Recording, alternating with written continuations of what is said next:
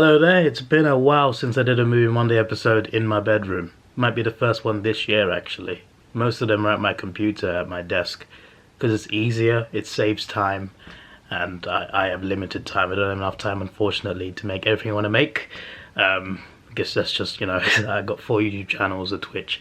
Don't have to do all that, but I kind of like doing it. But it's just so little time and so much I want to do. And I also go on holiday sometimes, like end of the month I'm on holiday, so I'm going to record some of these episodes ahead as well.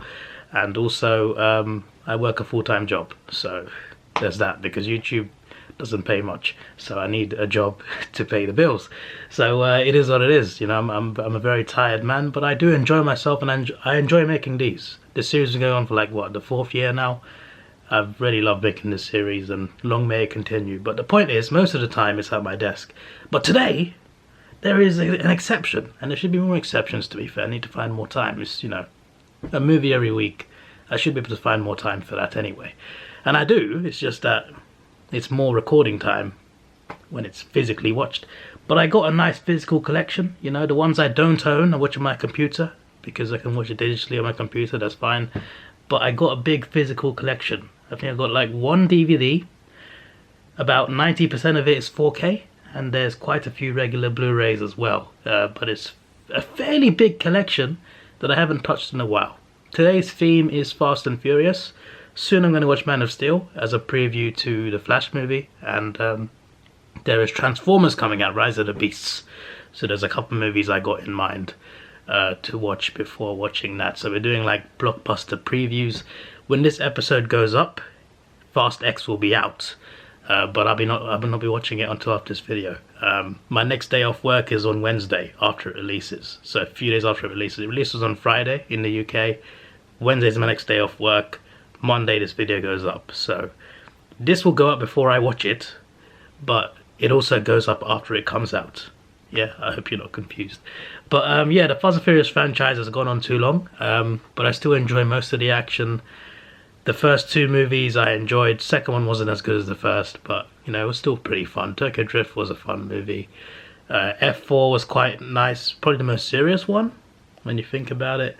Fast 5 is when they started to go like proper, like less of the street racing, more of the action. They included The Rock in that one. For me, that was the best balance. For me, Fast 5 was the best Fast and Furious movie, and I still stand by that. It was absolutely brilliant. Yes, I know that's where the unrealistic stuff started, but it was a perfect balance in that one, in my opinion. Then they start going way over the top with their stunts. I don't even want to begin to describe them, to be honest. I'd be here all day. There's so many ridiculous stunts from 6 onwards. It's just like, what's going on here? What have they turned this into? But look, it's entertaining to a lot of people, and that's fine. People like crazy action. Power to you. A lot of people who go to the cinema are working people who perhaps got to pay bills. They've got to pay for their kids to whatever their kids are going to do in life. Not everyone can go to cinema every week. Some people just get once per month. They don't want to watch a quiet 2-hour indie movie. They want to watch action most of the time. That's why blockbusters do so well, really. Not just because of that, but like I feel like that's part of the reason, because a big part of the audience is working class people. So like, people want to be excited for the cinema, especially people who don't get to go as often as they'd like to. And Fast and Furious is just one of those popcorn movies. It never makes sense, the story's never good, but the action's really fun, it's over the top, it's chaotic, and people like it because of that. So I can respect it at least, but they're terrible movies. They should have ended it with 7. 8, even though like 8, Fast and Furious 8, the scene on the plane with the baby and Jason Statham beating up people while he has a baby with him, that is one of the best scenes I've seen in the franchise. I'm not gonna lie, I think that was better than most of the things they did in the previous 3 movies, apart from the Paul Walker ending. But yeah, that scene on a plane, Jason Statham and the baby, I at least enjoy that. So like up to 8, I was just like 6, 7, and 8. I was just like, yeah, I mean, they're not great movies, but I still enjoyed the action. I was still entertained somewhat by all 3 of them.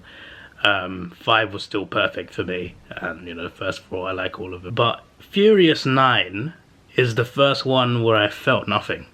Like, since 6 I felt, oh, these movies are bad anyway, but at least the action's fun. In F9 I didn't even like the action. Like, even that was just, I don't know, I checked out completely. I didn't check out the previous ones. I still appreciate great action, it's just that the action didn't seem that great in F9. I don't know I don't know what it was, but yeah, I didn't rewatch it ever since I saw it in the cinema. So I could have fun with one of the first 5 movies. I could even watch 8 for the baby scene on the plane. But instead I decided that, you know, let's watch the only one I've only watched once, and the one I disliked the most, F9. Yeah, that's what we're doing. The movie that removed The Rock and brought in John Cena. Yeah, we're watching F9. I could have watched Hobbs and Shaw, but like it's in the same franchise, but it's like it is still a separate thing. But yeah, we're watching F9, and yeah, it's partly because I've only seen it once, and the 4K that I got is an extended cut as well. I've never seen that. I've only seen the movie once itself in the cinema.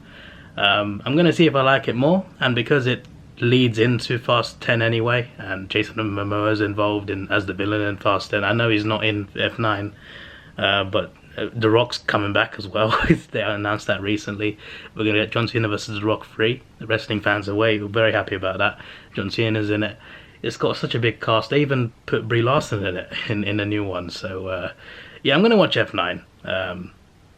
Yeah, John Cena coming in as Vin Diesel's brother, like, whoa. Way to make it over the top. Jason Statham killed one of them, and then eventually became part of the team, and then it turned out it didn't even kill one of them, that Han's still alive. There's so many plot twists in this damn franchise, and now John Cena is Vin Diesel's brother. I didn't even see the trailers for the Fast X movie, if I'm being honest. But Jason Momoa's connected somehow. He was one of the henchmen in one of the other movies. Everything is connected somehow in some way. Anyway, I've spent so long on this intro. Let me watch the movie. Alright, oh look, Black Adam poster if you can spot it. This is a damn huge collection, and most of it is in 4K. But what I want is this one, Fast and Furious 9 in 4K extended cuts. Look, it's me. It's been a while since I've used this 4K. I mean, I've used the TV actually. I've used it to play on my PS3 to play WWE 2011. But apart from that, this is my 4K LG TV. You know, Dolby Vision, Dolby Atmos. It's very good. It's very clean. And I got the table's not clean, clearly. And I got a 4K Blu-ray player, also LG. So there's not an advert, but I just thought I'd mention what I use to watch my stuff in 4K. It's bloody brilliant, mate. I watch with headphones though. That's the only thing. I live in a flat, so I only watch it on loud if it's in the daytime, and it's not. It's 10 p.m. Actually, it's nearly 11 p.m. Let's watch the movie. You know the TV is on point when it comes on, and in the corner it says Dolby Vision. Oh yes. When the pop-up comes up, if you own one of these TVs, you know what I mean. When it comes up, you know you're in good hands. Did I mention it was OLED as well? I didn't mention that. Well, now you know. I just like to show off. I bought this like 2-3 years ago, but it's still an incredible TV. So I like to show it off. Apparently the director's cut is only 7 minutes longer. I don't think I'm going to be able to tell what the difference is, if I'm being honest. Especially considering I only watched this once, and it was in cinemas years ago. I didn't even take Grandad to see this, and Grandad loved 5, 6, 7 and 8. And I never got him to see this, because I just thought he'd fall asleep. I could have been wrong, to be fair, but I'm going to watch Fast X, and if it's good, I'll take him to see. He's currently on holiday, so I would have taken him anyway, but like, he's in Sri Lanka on holiday, so when he comes back, if I think it's good enough, because he loves action, so if I think it's good enough, I can take him. But I never took him to see F9.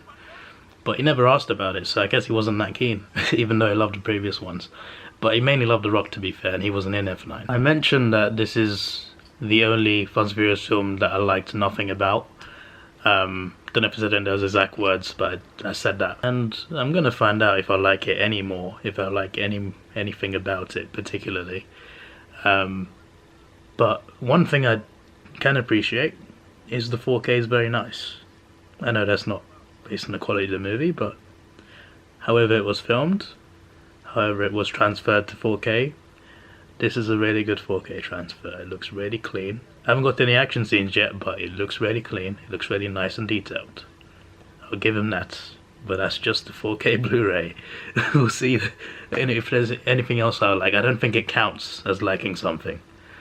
But the 4K looks clean. Yeah, I didn't mention also, there was plenty of good comedy throughout the movies, even the bad ones. All the way up to 8. There was at least a few really funny scenes, especially with Tyrese and Ludacris. F9 was not funny at all. I could change my mind though. I could change my mind, we'll see. I just looked on Twitter, and the first tweet I see, Gal Gadot is apparently in Fast X. How big is that cast? What's going on? They're really going big. And Vin Diesel recently announced it's not a 2-parter anymore, it's a 3-parter. So Fast X Part 2, Fast X Part 3. 12 movies. Plus Hobbs and Shaw, that's 13. They've done too much, man. Like, they literally went to space in this one as well. I'm going to see that soon. The audio is very good. The audio is elite, actually. I had to take one headphone out just to talk to you. But that still doesn't count. Good 4K visuals, good sound, probably due to the 4K disc as well. Okay. I still haven't found one thing I like about the actual movie yet. But it's only the start. It's all good. It's all good. But still, you know. The story hasn't been good since 5, and what the rest of the movies had since 5 were comedy, action, entertaining action and funny comedy, and obviously that Paul Walker emotional moment. But apart from the Paul Walker moment, it's just, you know, great, crazy action that's entertaining and funny comedy.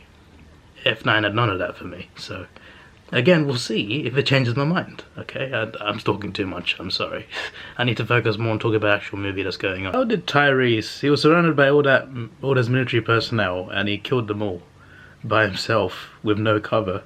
I know he's wearing a bulletproof vest, but like, they didn't hit anywhere beyond his chest.